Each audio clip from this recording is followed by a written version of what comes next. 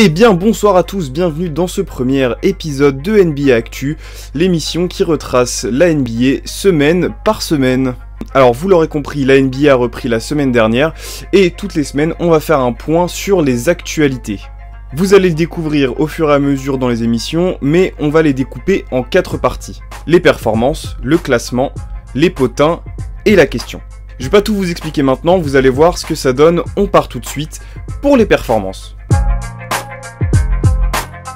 Alors cette première semaine nous a offert plein de grosses performances, j'en ai sélectionné 4, le reste sera dans l'espace description.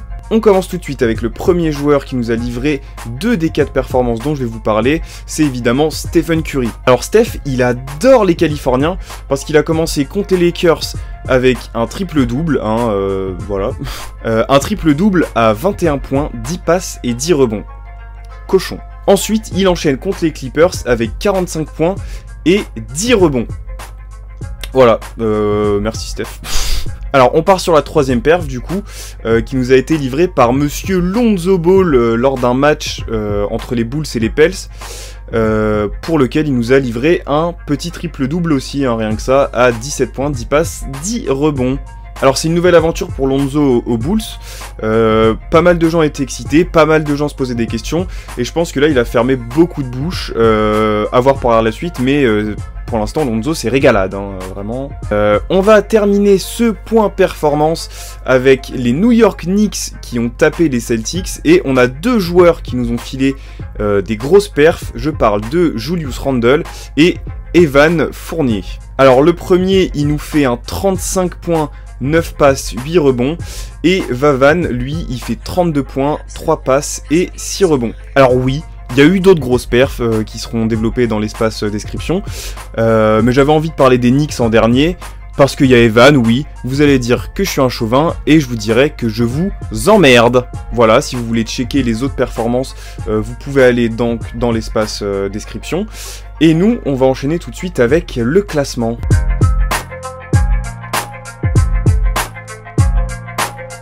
Alors oui, je sais ce que vous allez me dire, le classement après une semaine, ça ne sert à rien. Je suis d'accord. Là, l'utilité que je vais avoir à vous montrer le classement, c'est pour faire une comparaison et voir l'évolution au cours des semaines. Donc il faut bien commencer avec la première semaine pour voir comment ça évolue sur le reste. Donc voilà, on va pas plus développer que ça, je vais vous mettre les 2 images Est-Ouest. Et on verra dans les prochaines semaines comment ça évolue, on va voir à chaque fois le nouveau classement. Bon, c'est terminé pour le classement, on part maintenant sur les potins.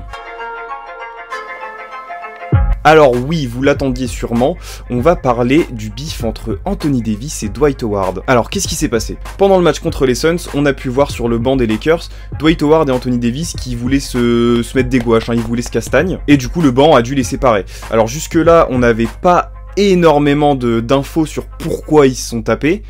Apparemment, selon Davis qui en a parlé, ce serait sur une histoire de... C'est tout con, c'est une histoire de pick and roll où ils se sont pas compris et voilà, il y a eu des mots qui sont partis, l'un a traité l'autre, l'autre a retraité et voilà, ils ont voulu se péter la gueule.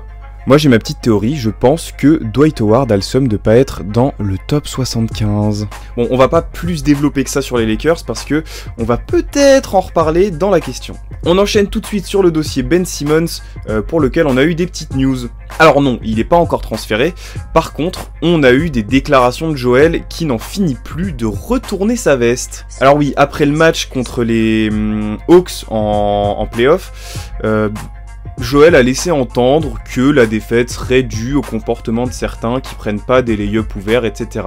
Sous-entendu, Benjamin. Après ça, on a continué l'été, voilà, il a demandé son transfert, c'était le bordel, et récemment, Joel nous a dit mot pour mot, au point où on en est, franchement, je me fous complètement de ce mec. Tout ça pour demander aux fans 2-3 jours après de le respecter, car je cite, il est toujours notre frère. En attendant, frère Benjamin pris pour être transféré. Dernier potin pour cette semaine, on part du côté de l'Arizona avec les Phoenix Suns. Et oui, Robert Sarver fait l'objet d'attaques d'ESPN au travers d'un article relatant des faits de racisme et de sexisme au sein de la franchise. Alors c'est pas la première fois qu'on a ce genre de situation avec les propriétaires de franchise, parce que rappelez-vous en 2014, l'affaire Donald Sterling, pour laquelle étaient ressortis des enregistrements où il disait des dingueries, bon, Bref, c'était du racisme. Je vais pas vous mettre les enregistrements parce que j'aimerais que la vidéo reste en ligne en fait. Mais Donald avait pris un permaban NBA, hein, clairement, et une vente forcée de la franchise des Clippers. Alors là, dans l'article d'ESPN pour Robert Sarver, donc le propriétaire des Suns, ça parlerait de comportements et de propos racistes, sexistes au sein de la franchise. Bon, c'est des sources anonymes pour l'instant, on n'a pas trop de confirmation, donc ça à prendre avec des pincettes. De leur côté, le staff des Suns a complètement nié et soutenu Robert Sarver en disant que c'était pas vrai, il était pas sexiste, pas raciste, bon, qu'il le connaissait depuis 15 ans, etc. Alors, toutes ces infos sont à prendre avec des pincettes, on va voir comment ça évolue au cours des semaines du coup, si on a des news, ou alors peut-être que ce sera enterré et qu'on n'entendra plus jamais parler. Voilà pour l'instant ce qu'il en est sur l'affaire Robert Sarver. On a terminé avec les potins et on va enchaîner tout de suite sur la dernière rubrique, la question. Alors pour cette semaine, la question va être, les Lakers vont-ils apprendre de leurs erreurs ? Je m'explique. Alors effectivement, le début de saison des Californiens, il est mitigé. Au-delà du fight entre AD et Dwight, ça reste mitigé dans le bilan, et c'est pas sans rappeler certaines autres équipes des Lakers pour lesquelles ils avaient aligné des 5 assez fancy, mais qui fonctionnaient pas. Je pense notamment aux Lakers de 2003-2004 où on avait Peyton, Kobe, Malone, Shaq. Ça a pas marché.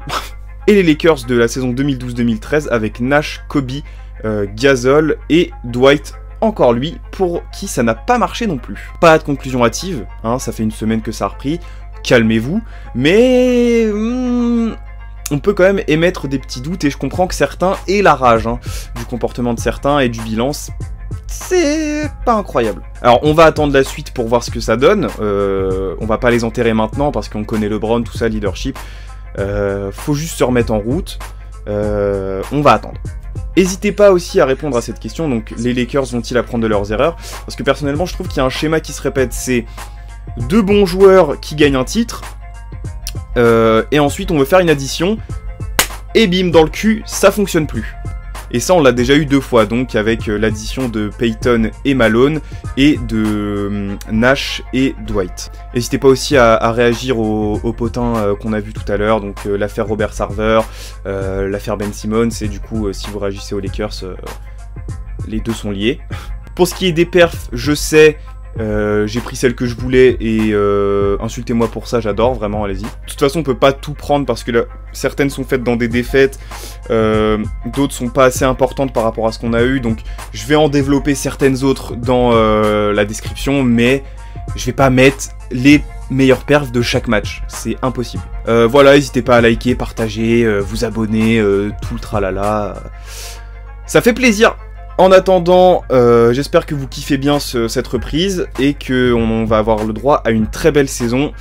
La bonne journade, la bonne soirade.